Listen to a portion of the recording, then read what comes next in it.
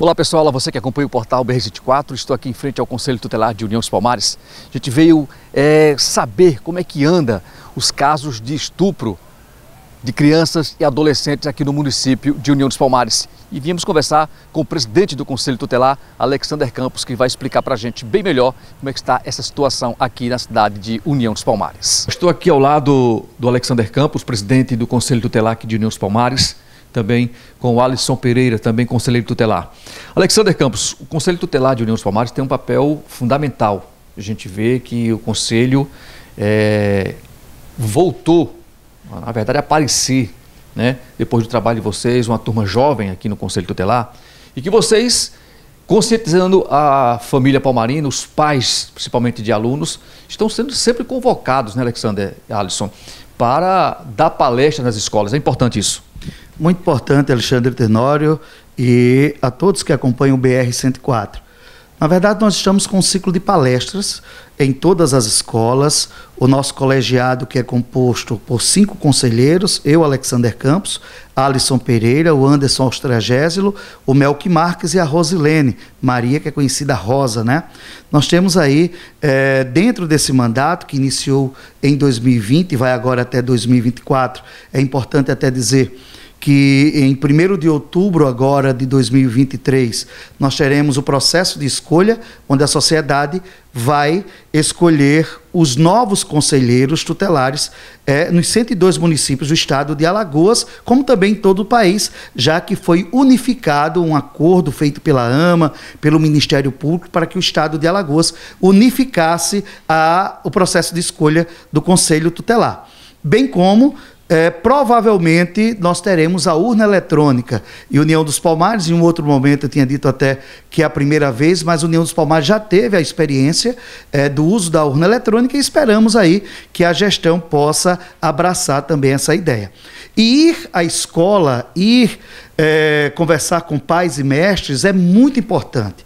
Nós temos tido nos últimos anos, Alexandre Tenório, uma situação que nos preocupa. Nós temos dados de 2021 e estamos atualizando agora em 2022, nós tivemos 32 tentativas de suicídio entre crianças de 11 a adolescentes de 17 anos. Muitas crises de ansiedade, automutilação, e onde nós descobrimos esses casos, na maioria das vezes, dentro da escola. E qual o fator principal quando a gente notifica os familiares e conversa com crianças e adolescentes? A família. Há um grande problema da conversa entre pai e filho. Os pais, nos dias de hoje, nos dias atuais, têm se preocupado muito com os deveres fora de casa. Claro, têm educado seus filhos, mas aquele diálogo necessário diante de tantas atribuições no dia a dia da família, no dia a dia no trabalho, tem pecado em não ter conversado com os seus filhos.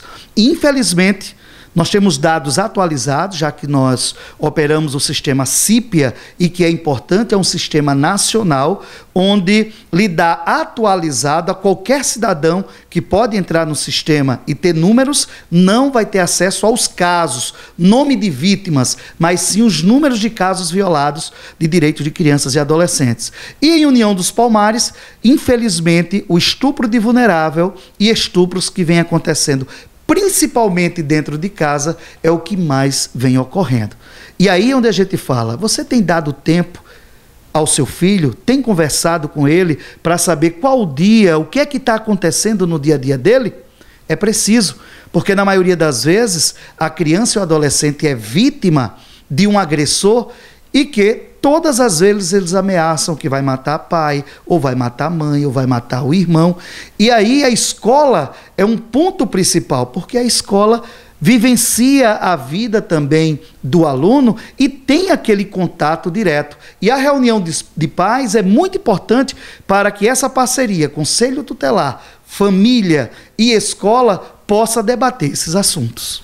Alexander, diante essas palestras, essas idas, essas escolas, vocês, conselheiros, conseguiram identificar algum adolescente com um desses casos na escola? Claro, claro. Nós conseguimos detectar casos de crise de ansiedade, automutilação, tentativa de suicídio, estupro, estupro de vulnerável, porque há uma diferença. O estupro a partir dos 14 anos, né, se configura um estupro. Abaixo de 14, o adolescente que tenha 13 anos, 11 meses e 29 dias, ele se encaixa no artigo 217-A do Código Penal. Mesmo ele querendo iniciar a vida sexual, ele não tem o poder de decisão. E aí se configura estupro de vulnerável. E só para você ter uma ideia, os números têm aumentado, quero até corrigir, não aumentado, mas aparecido, né? Diante dessas palestras, diante das entrevistas em rádios, da divulgação até do próprio BR-104, em levar a informação à sociedade, e os números têm aparecido.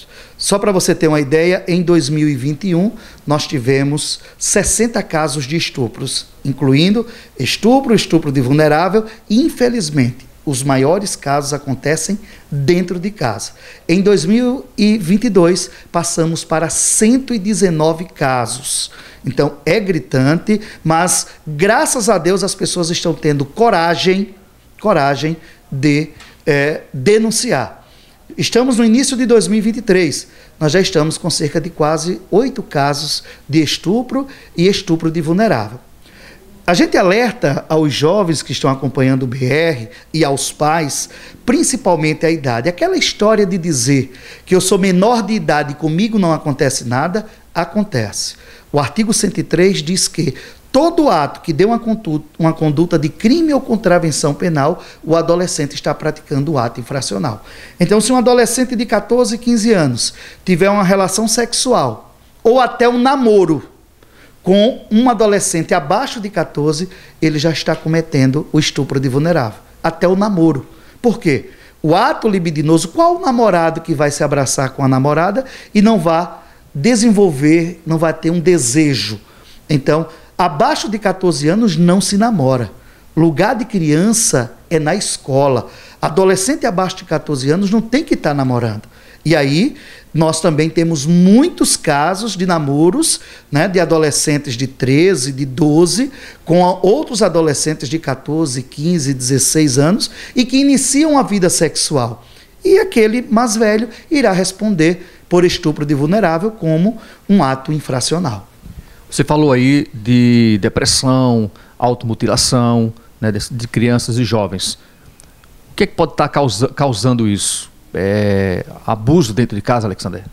Na maioria das vezes, a violência familiar e doméstica, e eu quero aqui abrir um espaço e agradecer o trabalho que a equipe do CREAS do município desenvolve, porque somos parceiros, o papel do NIP, que é o Núcleo Integrado de Psicologia, que é da Secretaria de Saúde, que tem atendido esses casos de automutilação, depressão e tentativa de suicídio, e que vem desenvolvendo esse papel. Também quero agradecer o trabalho do Ministério Público do nosso município, porque tem sido parceiro dentro do sistema de garantia de direito. Todos esses órgãos que nós falamos fazem parte do sistema de garantia de direito. E esses casos, Alexandre Tenório, quando vai se aprofundar na questão da depressão, da crise de ansiedade, algo tem por trás. Algo tem por trás. Seja violência física, doméstica, trabalho infantil e, na grande maioria, abuso sexual dentro do lar. De onde mais se espera é onde mais aparece, né?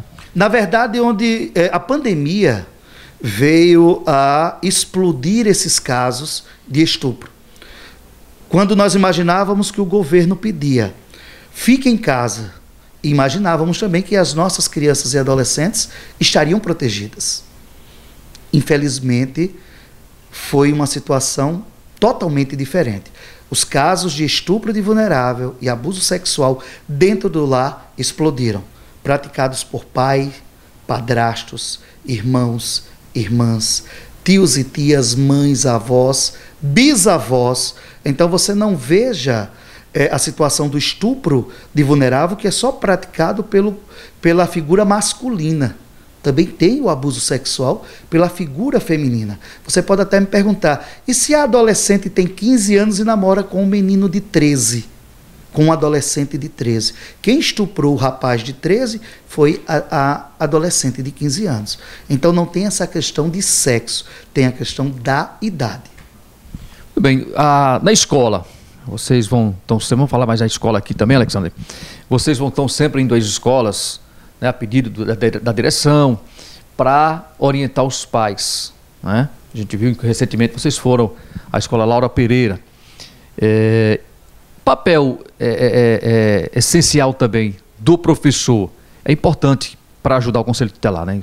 Totalmente. É um dos maiores parceiros do Conselho Tutelar. O artigo 55 diz que os pais têm a obrigação de matricular os seus filhos ou pupilos na rede regular de ensino.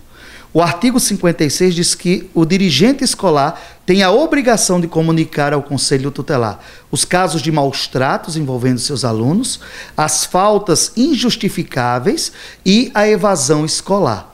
Então, dentro desse contexto, há essa parceria entre escola e Conselho Tutelar. O ex-presidente Jair Bolsonaro, em 2019, sancionou a Lei 13.803, onde determina que as escolas comuniquem ao Conselho Tutelar quando as faltas excedem aí a 30%. Então, só para você ter uma ideia, um adolescente, se faltar um dia, no mínimo, se não for uma escola de tempo integral, ele só aí já vai levar umas 5 faltas. Então, 30% de falta já tem que comunicar ao Conselho Tutelar. Aí o Conselho, com base no artigo 129, vai ter que aplicar as medidas aos pais, e aí, muitas vezes, os pais se chateiam com o Conselho Tutelar. Mas o artigo 98, ele diz o quê? Quando o direito é violado ou ameaçado pelo Estado, pelos pais ou pela própria conduta do adolescente, aí entra o Conselho Tutelar. O papel do Conselho Tutelar não é para perseguir pai e mãe, não é para perseguir criança e adolescente ou soltar adolescente que cometeu um ato infracional e foi conduzido para a delegacia. Na verdade, o Conselho Tutelar ele é para zelar pelo direito. Do jeito que o cidadão, ele quando é preso e tem o direito dele garantido na Constituição Federal, a criança e o adolescente, não a criança, o adolescente, porque a criança apreendida, ela é encaminhada ao conselho. É aplicada a medida protetiva, ao adolescente a medida socioeducativa. E essa medida quem aplica já é o juiz, não é o Conselho Tutelar. O Conselho Tutelar aplica a medida a crianças e aos pais. Quando se trata de ato infracional, esse caso já é para a justiça. E aí o que é que acontece? A escola ela tem sido assim de extrema importância, seja ela da rede municipal ou estadual. O Conselho Tutelar, todo colegiado, tem ido praticamente a todas as escolas da zona rural, e quando você imaginava que a droga não chegava na escola da zona rural, isso tem sido também gritante, né? Tanto na cidade como na zona rural. Aquela história que quem morava no sítio dormia de portas fechadas, isso não acontece mais. Então, esse trabalho tem surtido efeito, não só com a 7ª GERE, como também a Secretaria Municipal de Educação do nosso município. Quais são a principal, o que chama mais atenção num professor quando vê o seu aluno ali, possivelmente pode ter sido abusado em casa ou está sendo vítima de algum abuso dentro da própria casa, Alexandre? Os sintomas são fáceis de detectar. Vamos que uma criança ou adolescente, ela era uma criança que brincava com todo mundo e a partir desse momento ela começa a recuar. Ao tocá-la, ela sente medo ou ela se recua e não brinca mais com os colegas. Sono excessivo dentro da sala de aula, porque na maioria das vezes o abuso acontece à noite. E um grande problema, Alexandre Tenório, não é só o caso do abuso sexual dentro de casa. A gente tem que tocar no assunto, e isso tem sido debatido nas escolas. O uso do celular e as redes sociais. Nós estamos perdendo os nossos filhos dentro de casa e dentro do quarto. Filho, ele tem que ter liberdade, como está no artigo 4º do Estatuto da Criança e Adolescente. Privacidade, não. Essa história de filho ter senha em celular e o pai não saber, porta fechada e pai e mãe não entram no quarto de filho. Ora, quem é a autoridade? O artigo 22 diz que aos pais incumbe o dever de sustento, guarda e educação dos filhos. Os vossos filhos já devem ir educados para a escola. O artigo 53 diz que a escola prepara o nosso filho para o conhecimento profissional, para o trabalho, para serem cidadãos. Mas eles já têm que chegar na escola educados. Mas o grande problema das redes sociais é isso. Você sabe quais os sites que seus filhos utilizam? Com quem eles conversam? Esses amigos digitais, esses problemas que já encontramos de desafios da internet, baleia azul, aerosol, enfim, vários. E a gente já está sabendo que está chegando do sufocamento com um enforca-gato. Tudo isso é na rede social. Você tem conversado com seus filhos? É isso que a gente tem perguntado na escola. Alexandre, recentemente aconteceu um caso em São Paulo, uma garota de 12 anos que foi sequestrada, na verdade, conversando com um rapaz na rede social, em um aplicativo, né? E foi encontrada no Maranhão. Essa ainda, graças a Deus, foi encontrada com vidas, né? Apenas 12 anos. É isso mesmo. E isso acontece em todo lugar, Alexandre. A gente pede até aqui pela internet, pelo BR-104, nós já oficializamos a Associação do Transporte Complementar de União dos Palmares, porque o próprio artigo 83 diz que nenhum adolescente menor de 16 anos, ou 82, poderá viajar para fora da comarca sem o acompanhamento de um responsável legal. Infelizmente, alguns profissionais do volante não pedem a identidade. Ora, se eu estiver sequestrando uma criança e eu não peço, eu motorista, eu vou a Maceió, estou com essa criança, por que não pedir o documento do pai da criança? Você não vai saber se aquela pessoa realmente é pai ou mãe. Então, há uma necessidade, quando o motorista de uma associação observar que tem uma criança ou adolescente, solicitar esse documento. Evitaria um caso como esse que aconteceu de São Paulo ao Maranhão. Alexandre, eu quero agradecer a você aqui ter nos recebido, agradecer aqui ao Alisson Pereira, está aqui também com a gente.